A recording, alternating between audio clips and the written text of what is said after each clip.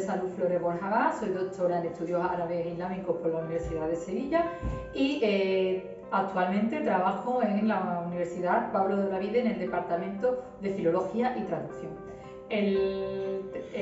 La ponencia que traigo aquí hoy se titula Derecho Islámico y la mujer, formas de eliminar la marginalidad femenina. Pues bien, lo primero que hago en este trabajo es analizar el mismo sustantivo de mujer en árabe, que es mar'a, que se emplea relativamente poco en el Corán, solo unas 26 veces. Pero la mujer, en tanto que es creyente, esposa, madre, hija, podemos decir que es educada con frecuencia. Sobre todo, presenta cierta información abundante sobre sus derechos y sobre sus obligaciones. Sobre su lugar en la sociedad, sobre su existencia cotidiana y también sobre el comportamiento en distintos ámbitos de la vida cotidiana. Por tanto, este trabajo, empezamos por analizar primero lo que es la mujer en sí. Tiene como hipótesis formulada, en primer lugar, que la mujer tiene un estatuto jurídico propio dentro de la ley islámica que debe de ser entendido en su propio contexto. Luego, que este contexto, que deben existir una serie de regulaciones jurídicas en torno a diferentes materias. Y por último, que cobra sentido en su momento. ¿Qué quiere decir esto? Normalmente las referencias que encontramos en el Corán las encontramos referentes a un momento determinado en concreto. De este modo no podemos aplicarlo a la sociedad actual, por mucho que queramos. Por tanto, los objetivos de este trabajo van a ser observar el derecho de la mujer en materias de matrimonio, divorcio y herencia, según el derecho islámico. Luego, establecer una comparativa de estas ideas con la Convención sobre la eliminación de todas las formas de discriminación de la mujer, que entra en vigor en el año 1981. Y por último, comprobar si existe algún tipo de marginación o discriminación con el fin de poder combatir toda esta situación. En cuanto a la metodología, se va a llevar a cabo una metodología cualitativa, ya que se trata de un estado teórico de la cuestión. En primer lugar, se va a hacer un análisis según un método histórico, es decir, se va a analizar desde un punto de vista histórico tanto el Corán como el Hadith, así como también lo que es el propio derecho islámico. Por otro lado, también se va a aplicar en lo que es el método etnográfico, teniendo en cuenta cómo se comportaba la sociedad y cómo se comporta actualmente. Y por último, todo esto se complementa con el desarrollo de la teoría fundamentada, en tanto que la teoría fundamentada permite utilizar el muestreo comparativo constante y el muestreo teórico para codificar una serie de datos que posteriormente se analizan no solo para delimitar el tema, sino también para darnos claves de lo que estamos analizando a lo largo de todo el proceso. Pues bien, en primer lugar, por tanto, si hacemos una contextualización, como acabo de decir, el término Corán aparece en el Corán, el término mujer, mar'a, aparece relativamente poco, pero sí es verdad que aparecen otra serie de referencias en cuanto a mujer como madre, esposa, etc. Por otro lado, también hay que tener en cuenta que esto surge en un contexto donde la mujer, digamos, la situación no es la que podemos entender hoy en día. Por tanto, todo lo que aparece referente a los derechos de la mujer está aplicado a un momento concreto de la historia. Por tanto, los rigoristas endurecen las posiciones del Corán, de manera que los deberes se traducen por Muhr en el Tafsir al-Baydawi y que deben ser versados espontáneamente a la mujer. En cualquier caso, sí es verdad que en los comienzos del Islam todo esto es muy flexible y digamos que va a ir un poco evolucionando.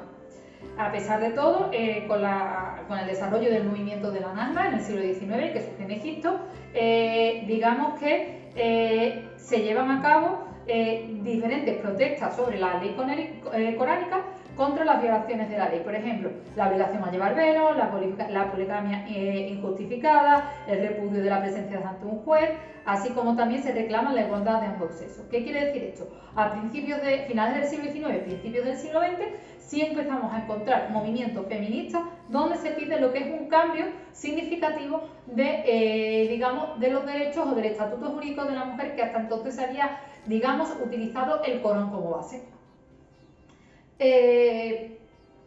Por tanto, se lleva a cabo lo que es una tendencia modernista y progresista que se une porque se opone de algún modo a toda esta tendencia totalitaria y que teocrática. En este sentido, por tanto, si nos vamos a lo que es la situación de la propia mujer, podemos encontrar que el velo, lo que conocemos como velo, es hijab en árabe y significa originariamente la palabra, o etimológicamente es todo aquello que no se puede ver, aunque tiene un sentido más amplio, puesto que puede ser de color negro o blanco y recubre cara e incluso puede llegar a tapar a la mujer en su totalidad. No obstante, no hay nada definido, incluso podemos hablar de que hay diferentes tipos de velo dentro de todo el mundo árabe. Es más, en la actualidad las protestas que existieron contra el velo demostraron que la mujer participa, por tanto, en una vida social y en movimientos reformistas. ¿Cuál es la función del velo? La función del velo, por tanto, no es otra que la de tapar, es decir, encontramos el término aura, que significa literalmente desnudez, es decir, cuerpo vulnerable y sin defensa, pero los jurisconsultos musulmanes están de acuerdo en que este aura es, en el caso del hombre, va desde luego del ombligo a las rodillas. Esto en todos los casos, salvo en su esposa y sus concubinas, ¿no? Es lo que decía exactamente. Sin embargo, sí es verdad, sí es cierto que existen sentencias divergentes donde la opinión dominante, según los reformistas musulmanes y ciertos autores occidentales, la mujer no está obligada a cubrir su cara y sus manos delante de sus manos delante de desconocidos, pero algunos movimientos reformistas además tratan de convencer que diciendo que llevar el velo y cubrir las manos no es una obligación. Por tanto, si nos vamos al tema de la escolarización, por ejemplo, en cuanto a la mujer, podemos decir que estalla sobre todo en el siglo XIX, como he dicho anteriormente, puesto que son un movimiento reformista islámico y aprovechando toda esta situación empiezan a cambiar las sociedades y vemos más mujeres que empiezan a ser escolarizadas y por tanto con acceso a estudios superiores como en la universidad. Respecto al trabajo, la problemática ha sido mayor que la escolarización. Hay que tener en cuenta que todavía algunos consideran que la mujer tiene que seguir trabajando en los campos de cultivo, pero esto debe ser matizado, pues pocos hombres permiten que sus mujeres se secunden en los campos de cultivo, por lo que los niños, el menaje, la preparación de la comida cobra, digamos, más tiempo que el trabajo en el propio campo. Por otro lado, lo que entendemos como trabajo femenino es el trabajo social remunerado, por lo que el trabajo de ciertos obreros junto a su esposa no reemplaza esta condición. ¿Qué quiere decir esto? Que este es un trabajo individual y dependiente y del que se muestra una economía familiar y del que no combina las obligaciones sociales por parte del patrón. Con todo, con el fin de no arrebatar el derecho a la mujer al trabajo, algunos autores además piensan que la mujer puede llevar a cabo en su casa todos los trabajos que el hombre emprende sin diferencia alguna, pues la mujer puede fabricar, vender, comprar, mientras que si para trabajar la mujer tiene que abandonar su hogar. Es decir, hay que examinar, por tanto, la naturaleza, el género y el grado de la necesidad de dicho trabajo. No obstante, la idea que tienen fijada muchos pensadores es que la mujer tiene muchas capacidades físicas e intelectuales que son insuficientes para cumplir ciertas tareas. Es decir, carece de la confianza del plan moral, pues esta idea está sostenida en el siguiente hadith, que dice lo siguiente: las mujeres tienen menos razón y menos fe. ¿Qué quiere decir esto? Que la falta de fe de la mujer significa que sus escrúpulos morales son débiles y esto le hace cometer la falta. No obstante, también hay que decir que los cambios sociales que se han ido aconteciendo con el cambio, sobre todo de principios del siglo XX y posteriores, visto en distintas revoluciones y demás, ha ido cambiando todo esto y es verdad que cada vez encontramos que existen más mujeres que acceden al trabajo. En cualquier caso, también es verdad que la sociedad árabe hay que entenderla como un todo, o la sociedad musulmana no hay que entenderla como un todo. ¿Qué quiere decir esto? Que cada país interpreta y aplica la ley islámica a su modo. Si nos pasamos ya ahora a analizar los derechos de la mujer en el Islam, tanto en materia de matrimonio, divorcio y herencia, vamos a encontrar bastantes divergencias. En cuanto al matrimonio, podemos encontrar los siguientes puntos. Primero, consentimiento del matrimonio, ausencia de impedimentos. ¿Qué quiere decir esto? Que tiene que tener impedimentos perpetuos, impedimentos temporales e impedimentos religiosos y sociales. Es decir, si nos fijamos en lo que es en el Corán, la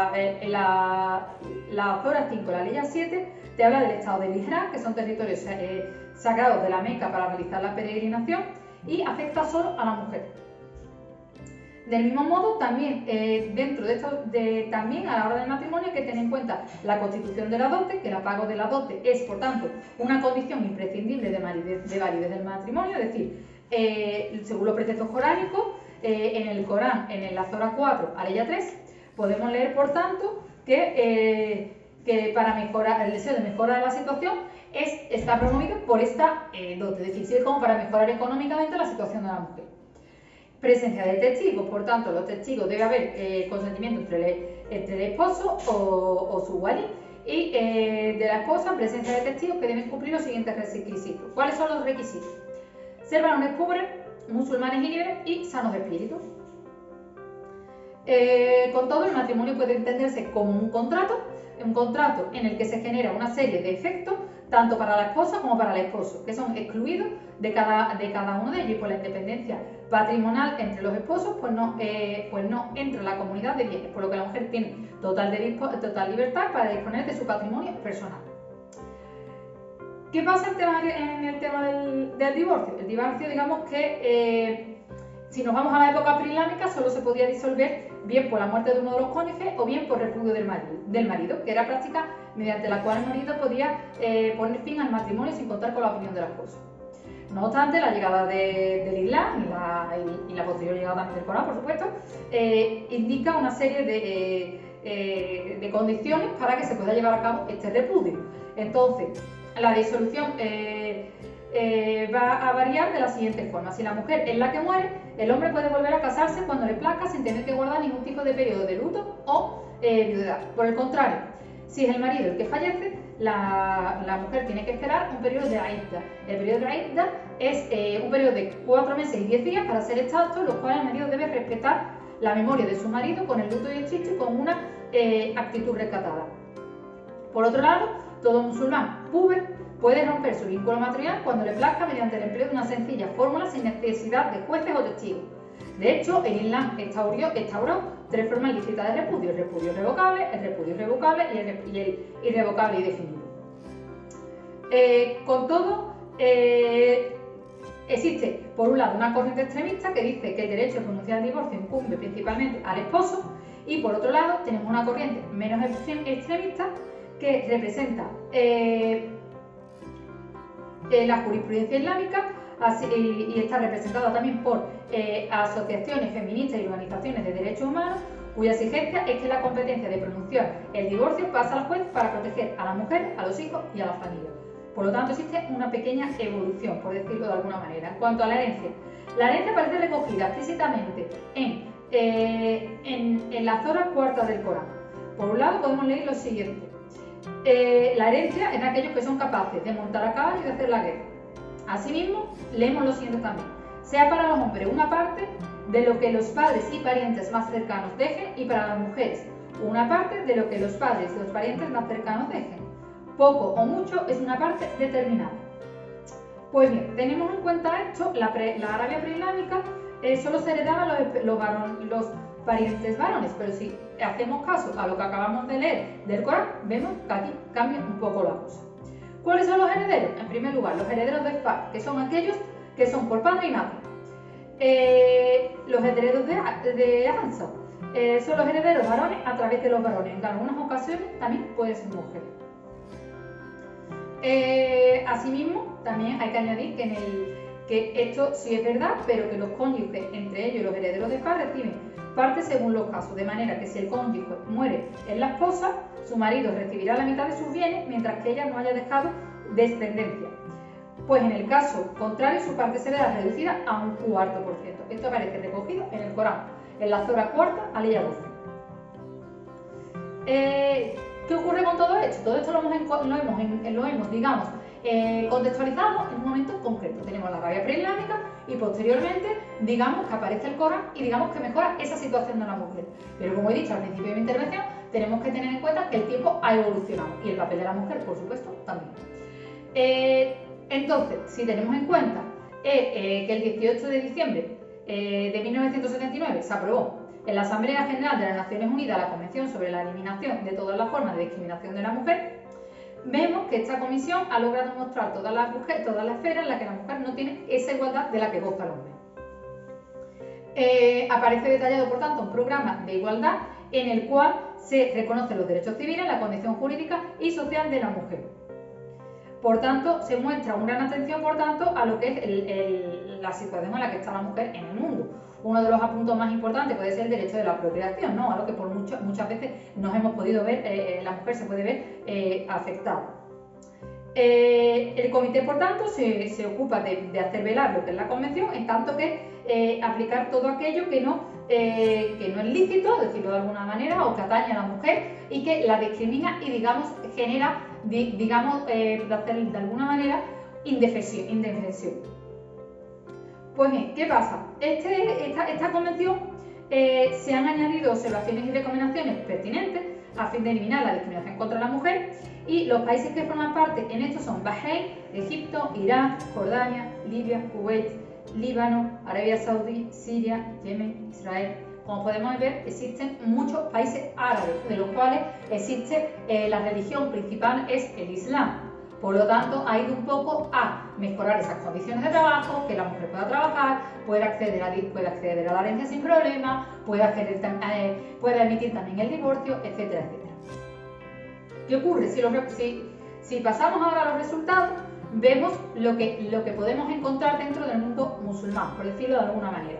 Primero, que el derecho islámico hay que tener en cuenta que está bastante estancado. Cuando aparece, es verdad que funciona para la Arabia preislámica. Hay que decir esto, para esa época preislámica en la cual la mujer tiene una situación y hay que mejorarla, y viene a mejorar. Por otro lado, a nivel social, hay que tener en cuenta que el propio velo se atribuye, por tanto, a cuestiones referentes al derecho islámico y al propio Corán. Sin embargo, este hecho no es así del todo. El velo es más una práctica cultural que religiosa, que también es necesario entender en su contexto social y cultural. Muy distinta es la interpretación que se hace en algunos países de esta prenda, desde que se puede ver un velo mucho más allá. Podemos ver lo que es un niqab, en lo cual nada más que se ve los ojos de las mujeres, o incluso muchas veces cuando hemos hablado y hemos comentado la palabra burka. La palabra burka poco tiene que ver con ese hijab o con ese velo islámico del que estoy hablando en este trabajo. Por último, las leyes promulgadas en el derecho islámico no pueden aplicarse a la actualidad. Es decir, hay que utilizar esa convención sobre los derechos de la mujer. No podemos centrarnos en unas leyes que surgieron y que se crearon, digamos, de algún modo en el siglo VII, VIII, después de la era cristiana. No podemos, por tanto, entender que esas leyes podamos utilizarlas en nuestros días. ¿Por qué? Porque es que la sociedad ha evolucionado a pasos agigantados y la mujer de esa época no es la misma que ahora. Por tanto, esta convención surge como consecuencia de la negativa a mejorar la situación de la mujer en determinados países, entre ellos algunos países musulmanes. El problema es que se han quedado anclados en el pasado y se niegan a avanzar ante determinadas circunstancias. De este modo, hasta que no sean conscientes de esto, podemos decir que no existirá, digamos, una igualdad plena de derechos entre hombre y la mujer. Pues bien, pasando ya a la parte final, a la parte de las conclusiones, puedo decir que el papel de la mujer sigue siendo discriminatorio. Es verdad que el Corán vino un poco a cambiar las cosas, la Convención de la Mujer también ha venido a cambiar las cosas, pero hoy por hoy seguimos encontrando bastante discriminación en muchos países árabes o en muchos países donde la religión principal es la religión islámica. El problema, por tanto, es que estamos anclados en el pasado y hay que cambiar las cosas. ¿Qué quiere decir esto? Tenemos que darle una vuelta a todo y tenemos que ver y luchar por causas verdaderas que beneficien el papel de la mujer en la sociedad. No podemos quedar con las banalidades que podemos escuchar hoy en día en los medios de comunicación, sino que hacer cosas que verdaderamente eviten cualquier tipo de discriminación. Con todo, daros las gracias por vuestra atención. Espero que os haya gustado mi intervención. Si os han quedado dudas o preguntas, por favor, dejármelas en los comentarios. Muchísimas gracias y seguimos viéndonos por el Congreso. Hasta pronto.